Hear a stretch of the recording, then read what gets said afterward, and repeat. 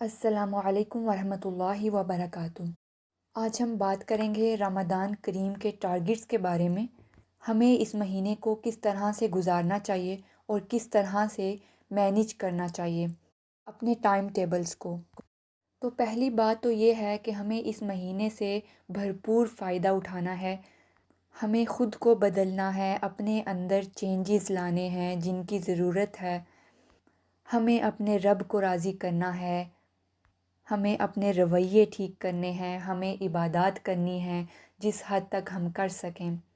یعنی کہ ہمیں بھرپور محنت کرنی ہے اس مہینے میں۔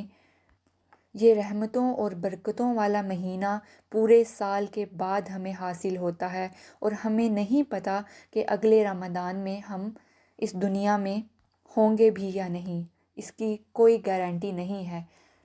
تو ہمیں اپنے رمضان کو ایسے ہی گزارنا چاہیے جیسے یہ ہماری زندگی کا آخری رمضان ہے۔ اس مہینے کو رحمتوں اور برکتوں والا مہینہ کہا جاتا ہے۔ مسلم کی حدیث ہے کہ جب رمضان کا مہینہ آتا ہے تو رحمتوں کے دروازے کھول دیے جاتے ہیں۔ ہمیں اپنے اللہ کو راضی کرنا ہے، اپنے کیے ہوئے گناہوں کی معافی مانگنی ہے، اپنی روحوں کو صاف کرنا ہے۔ ہمیں اپنے ایک ایک لمحے کی قدر کرنی ہے اس مہینے میں۔ ذکر اذکار ہر وقت ہماری زبان پہ چلتا رہنا چاہیے، اور اس مہینے میں ہمیں کوشش کرنی چاہیے کہ ہم فضول اور غیر ضروری گفتگو سے بچ سکیں۔ اس سے بہتر یہ ہے کہ ہم اپنا ذکر اذکار کرتے رہیں۔ اور اس مہینے میں ہمیں اپنے اندر زیادہ سے زیادہ برداشت اور صبر لانا ہے۔ روزہ رکھنے کا یہ مطلب نہیں ہوتا کہ ہم لوگ روزہ رکھ کے بھوکے پیاسے سارا دن گزار دیں اور باقی معاملات میں کوئی تبدیلی نہ آئے، ہم گناہ پہ گناہ کرتے جائیں اور کہیں کہ ہم روزے سے ہیں۔ تو ایسے روزے کی اللہ کو کوئی ضرورت نہیں۔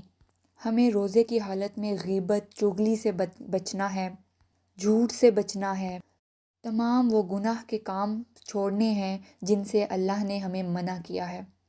خود کو ایک بہتر انسان بنانا ہے، یہ ہمارا ٹارگٹ ہونا چاہیے۔ ہر وقت ہمارے مائنڈ میں یہ ہونا چاہیے کہ ہم نے اپنی ہر چیز میں بہتری لانی ہے۔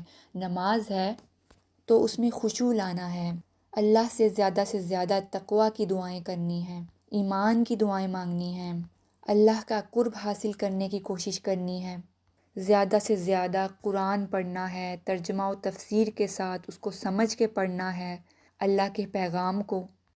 اس مبارک مہینے میں شیاطین قید کر دیے جاتے ہیں اور جہنم کے دروازے بند کر دیے جاتے ہیں۔ اس مہینے میں آسمان کے دروازے کھول دیے جاتے ہیں، تو ہمیں اپنے رب سے زیادہ دعائیں کرنی ہیں۔ یہ قبولیت کی گھڑی ہے۔ نبی کریم صلی اللہ علیہ وسلم کی حدیث مبارکہ ہے کہ قیامت کے دن روزہ اور قرآن انسان کی سفارش کریں گے۔ اور ایک اور حدیث مبارکہ سے ہمیں پتہ چلتا ہے کہ جنت کے دروازوں میں سے ایک دروازہ ہے باب الریان، اس دروازے سے صرف اور صرف روزے دار گزر کے جا سکتے ہیں۔ وہ دروازہ مخصوص روزے داروں کے لیے بنایا گیا ہے۔ اس سے ہمیں اندازہ ہوتا ہے روزے کی فضیلت کے بارے میں۔ اور نبی پاک صلی اللہ علیہ وسلم نے ایک اور جگہ پہ فرمایا کہ قیامت کے روز روزے داروں کے منہ سے خوشبو آئے گی۔ سبحان اللہ۔ تو اب دیکھیں، جو انسان پورا دن اپنے رب تعالیٰ کے لیے خالص نیت کے ساتھ خود کو روزے میں رکھتا ہے، اپنی خواہشات کو روکے رکھتا ہے، اللہ کی عبادت میں لگا رہتا ہے، اچھے کام کرنے میں لگا رہتا ہے، خود کو بچاتا ہے ہر اس چیز سے جس سے اللہ سبحانہ و تعالیٰ نے ہمیں منع فرمایا،